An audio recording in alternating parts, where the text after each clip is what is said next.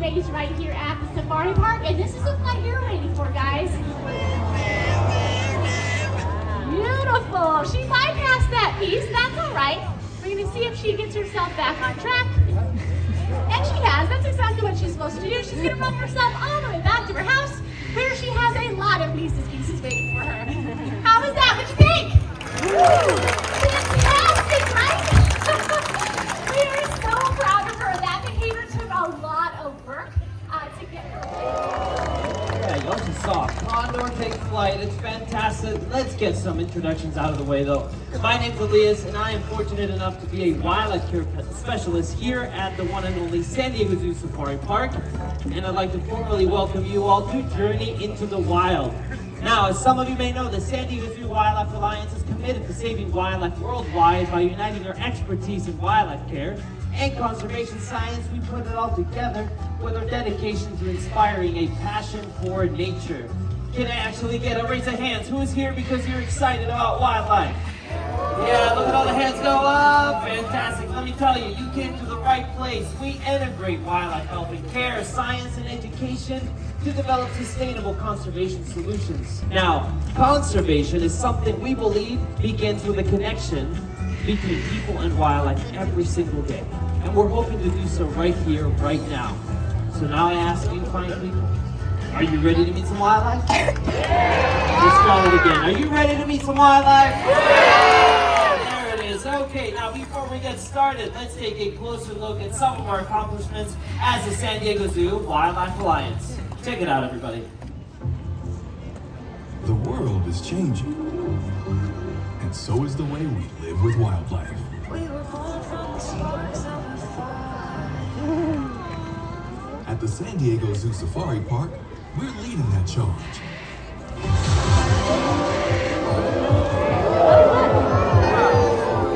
This is what it feels like. Way to start that presentation. How amazing was that? Let's get started with our African Savannah representative here. Taji's already made her way in here. Now in the Savannah, the San Diego Zoo Wildlife Alliance is representing species like the rhino, the giraffe, the elephant. We got lions, leopards, and cheetahs, oh my, and even endangered plant life like African cycads. However, Taji here is an eastern gray-crowned crane, probably the tallest bird that you will see today. If you take the African tram, if you take the African tram today, you're probably seeing a big flock of them out in the East Africa fields. You're currently looking at the national bird of Uganda, everyone, and you can probably understand why they're the national bird of a country, representing a whole entire country, everyone. Well, these beautiful, beautiful colorations, everything that you're seeing is feathers, all the way to that golden throat that she's got. Every bit of her is feathers, specialized feathers that allow her to have that flight capability, as well as demonstrating that 6-foot, amazing 6-foot wingspan. They're found in Central and Southern Africa, where they travel about in the savannas in large flocks, looking for all sorts of critters, invertebrates, small mammals, small reptiles. They are opportunistic, and they're known to be one of the only crane species that will climb trees at nighttime to roost, kind of like other birds. Other cranes that's not cool with them. They just would rather find somewhere else to sleep. But cranes here, the eastern gray-crowned crane as well as the western crowned crane, they will roost up in trees. Now you're also looking at an endangered species, everyone. So habitat loss, deforestation, and competition for space has deemed the eastern gray-crowned crane as an endangered species. So Taji here at Bedwell Amphitheater, she has a very, very important job representing such a beautiful, beautiful bird. If anybody here like to go outside of the country for vacation time, yeah, some of us do. Alrighty, how you can help Taji when you're out vacationing is do your homework when you're purchasing souvenirs. Sometimes crane feathers can fall in between souvenirs, and we could accidentally be supporting the wrong crowd, everyone. Again, that was Taji, our Eastern Gray-crowned crane. Let's give her a nice round of applause. Okay, well, we're gonna have to shake off this heat a little bit, so I want to encourage some stretching here, and I'm going to need some 5 brave volunteers to join me up on stage. 5 adult volunteers. Adults, 1, 2, 3, 4, birthday girl, and 5. Alrighty, come on over. Alright, hustle everybody, we gotta go and stretch. It's not stretching. It's not stretching. Don't tell them that. Yeah, no, you're totally fine. We're gonna be moving on with another African Savannah ambassador. You know, it's funny, y'all didn't even ask what you volunteered to do. They're very, very brave. Yeah, you're gonna follow me right on over here and talk about a very, very special ambassador representing a very special species of birds. In fact, all of you are gonna line up in a single file and face the audience. Now, this particular ambassador is very dexterous at hopping around acacia woodlands. Quite a different bird, so y'all are gonna become my trees. I need y'all to put your arms out. Let's look at all those branches. They look like trees, right? Fantastic. We're gonna be welcoming Trouble. Don't look to your right, you're okay. You're gonna be okay. Trouble here is our southern yellow-billed hornbill. Fantastic. Call the bananas of the savannah, everyone. And just like she would out in her native range, off she goes. Let's give her a nice round of applause. Fantastic. Now we're gonna send her back. Keep those arms up and off she goes. She would be doing this off in the acacia woodlands of southern and central Africa. Let's give her a nice round of applause. Off she goes. You're not done yet. You're gonna put one arm out, bring it to your belly, and then you bow. Fantastic. Let's give the volunteers a nice round of applause. Follow me. Thank you so much. Happy birthday. Now, yeah, southern yellow-billed hornbills are incredibly special because they'd be doing this in some woodlands that have enormous thorns, everyone. But with their hopping capabilities, they can get around and find their foraging resources. So again, that was our little bit of Trouble from the savannah. And we are going to be moving on from the savannah now over to the Amazonia Conservation Hub. Now, Amazonia, where my people are from, we are representing different species like the jaguar, the Andean bear, New World monkeys, amazing endangered species of orchids, and of course the ecosystems that they all share. However, here we got some, what do we got here? Baby flamingos? No, not baby flamingos, everyone. Who said that? These are our scarlet ibis, everyone. I know, flamingos, ibis, I mean, similar colors. What's the difference? So the ibis here, this is Phoenix emberinus representing the Amazonia Conservation Hub, and in fact, they're found closer to the Caribbean part of Amazonia, closer to Central America. They get that beautiful coloration from their diet. So they are foraging right on over here in their pond and making their way out. But again, a healthy diet made of a little bit of crustacean gives them that beautiful plumage. Let's give them a nice round of applause. Just made their way in and out, everyone. But if we're gonna talk about Amazonia bird species, you know, there are hundreds of different bird species that call those canopies their home, and none of them are more charismatic than that of macaws. Now, macaws love to form large social flocks, traveling from tree to tree. However, here at Bembo Amphitheater, our birds love to come out and show off that beautiful plumage. They're colorful. You just saw Cusco and Charlie, our scarlet macaw, and our green winged macaw. There's a difference in them. Beautiful coloration. Now, our pandemonium of macaws here will be joined by a few others, but let's talk macaws and how special they are. Everybody, raise a hand, make a fist, clench that fist as hard as you can. So what you're doing is you're exerting your maximum grip strength, which for a human is anywhere between 50 pounds to 100 pounds of pressure per square inch. Let's put the hands down. Thank you for participating. Remember those numbers. In comparison to the beak of a macaw, they can exert anywhere between 500 and 700 pounds of pressure per square inch. Now we're going to be joined by our double yellow-headed Amazon, Rio here. So you can get a nice and up-close time. Our macaws here are taking their flight on their way home, so Rio's going to hang on out as we talk about citizen adaptations. So those bills, the beaks, no joke, they can crack some serious nuts, everyone. I did mention they're quite a social species, and boy, do they like to socialize. Parents in the audience, you can probably understand this. Their calls can be heard anywhere between a 5 to 10 mile radius. So like screaming children, right? Or a bulldozer fired off right next to your ear. We are talking 105 decibel vocalizations. They have no issue at all flying around that jungle, letting everybody know the bird is a word, right? So do we think they belong in a living room? No. Yeah, we're right. We caught on. Yeah, unfortunately, it's the illegal wildlife trade that keeps threatening parrots all over Amazonia. So what you can do to support them is anybody looking for a pet or an animal companion, get involved with your local shelter and rehome a puppy, a kitten, a hamster. Oh, and then at the end of the day, we can leave this beautiful wildlife to their native range. Sound like a better plan? Yeah, better plan. Let's give them a nice round of applause. They did fantastic. Oh, we love them. Okay, so we're going to move on to the deeper parts of the jungle. This is Fruta, the Toko toucan, making her way on in, representing another very, very special species of birds found solely in Amazonia. So endemic species, everybody. We love to talk about them. What is the first thing you notice about a toucan? Their beak. Yeah, and can you believe that bill comes with AC? Yeah, it comes with air conditioning. In fact, they can flush blood in and out of their bill in order to warm up or cool down whatever they need in whichever environment that they will be out in Amazonia. Things can actually cool down quite a bit in those jungles and as well as heating up.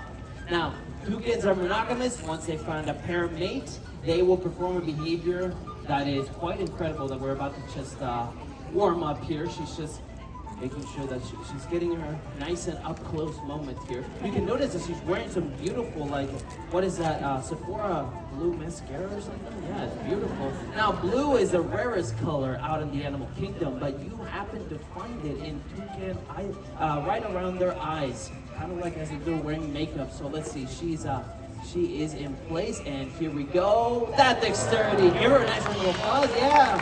So, fruit tossing behavior is something they would be doing out in their native range. Male and female toucans will tidbit pieces of fruit, toss them to one another as a bonding ritual. Yeah, just because she's got that large bill, everybody, she still has the dexterity of your pointer and thumb finger. Yeah, lots and lots of dexterity there.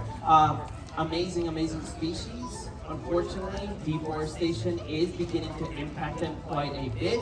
So what we like to say here at Bembo Amphitheater is that if you can recycle one can, you can save 2 cans. Let's give Fruta a nice round of applause. We think she did fantastic. Gotta remember, reduce, recycle goes a long way for species all over the world. Now, I'm going to be stepping up these stairs for no particular reason, right? And we're going to be moving from the Amazonia Conservation Hub all the way over to the Southwest, everyone. In the Southwest, we're representing species like the Western Burrowing Owl, the thick-billed parrot, mountain yellow-legged frog, Pacific pocket mouse, and the desert tortoise. You know, in fact, for the very first time ever here at the safari park, we are proud to be representatives of an endangered species called the peninsular pronghorn. Back in 1997, there were only 60 of these individuals left on their native range, but thanks to our work as the Wildlife Alliance, we've been able to bring that number up from 60 all the way up to, can we get a drum roll please? 60 all the way up to 600 and counting, everybody. That is a conservation victory that we are proud to share with you all. In fact, if you've taken the Africa Tram, you can view the pronghorn right on out there. Highly encourage it. Now, moving on forward, in the Southwest, there's a species of raptors that is unique because they hunt in groups, unlike other solitary hunting raptors. So I encourage everyone, turn your eyes to the skies as we welcome Winslow. Here he comes, our Harris hawk, coming in hot. Now stay nice and seated as he soars on over. You can really appreciate the aerodynamic behaviors of a Harris hawk. You're looking at the Ferrari of the raptors, everyone. They hunt in groups and in small groups, family groups. They're called the wolves of the skies. They earned that nickname because they collaborate with one another like wolves. When they collaborate, they can take down prey as large as jackrabbits and even fully grown turkeys. Yeah, pretty incredible. What you're looking at, Winslow loves to do this in our presentations. He picks a high point where he veers off to, and he loves to scan. When you're a bird of prey, you're gonna be scanning your environment almost the entire time. Throughout the day, you're gonna be scanning for both predators and prey. Now, they're found in Arizona, New Mexico, Texas, southern parts, more arid parts. However, they have been sighted here in San Diego County, closer to Julian, where they will be hunting in desert, more arid areas. Now, raptors are incredibly important, found in multiple areas of the world. When raptors fulfill a specific niche, they fill the niche of rodent hunters. Now, again, he likes to show off. He's doing a little bit of looking around. Now, it gives me a little bit more time to talk about aerosols, everybody. Now, raptors in general will fulfill the niche of rodent hunters. Out in their native ranges, they can take down as many as 6,000 mice in one single year. Yeah, that's a heck of a lot of mice, and that is a free service that they provide us. And he has made his way to show off those aerodynamic skills. Let's give him a nice round of applause. That was Winslow.